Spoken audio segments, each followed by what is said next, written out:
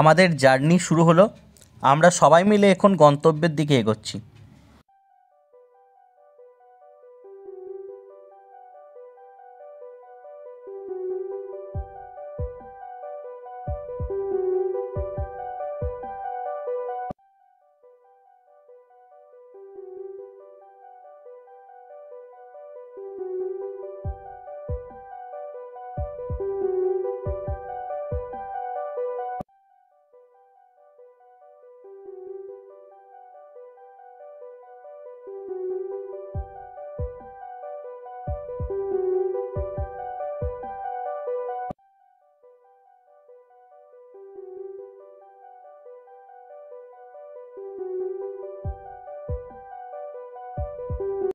Hello বন্ধুরা, আমরা দেখতে পাচ্ছ আমরা এটাকে বলছে বীরভূমের এইদিকে একটা মিউজিক্যাল ক্যাম্প। আমরা মিউজিক্যাল ক্যাম্পে এসেছি। আমি সচরাচর ব্লগ করি না, বাট আমি দেখলাম যে তোমাদের সাথেও এটা আমার শেয়ার করা উচিত।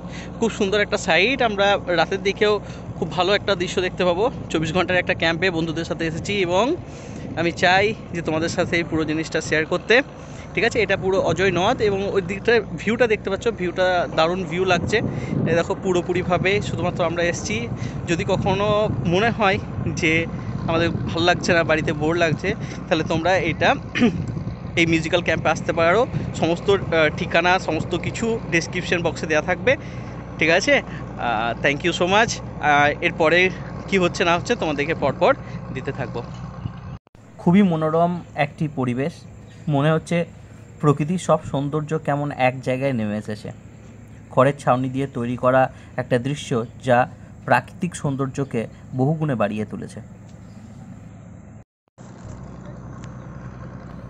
অজয় নদ আর তার চারিদিকে প্রকৃতির আশীর্বাদ স্বরূপ ঘন জঙ্গল তোমরা দেখতে পাচ্ছ।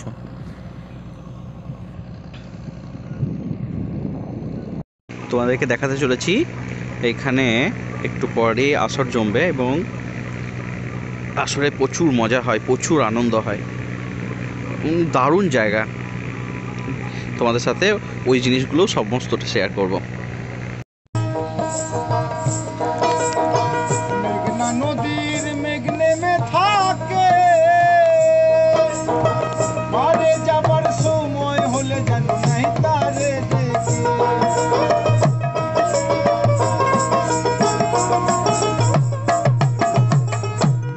নদীর মেঘ নেমে থাকে, মারে যাবার সময় হলে জানো নাই তারে দেখে। ফকির লালন বলে হালে বসে, লালন বলে হালে বসে, গুরুর নামে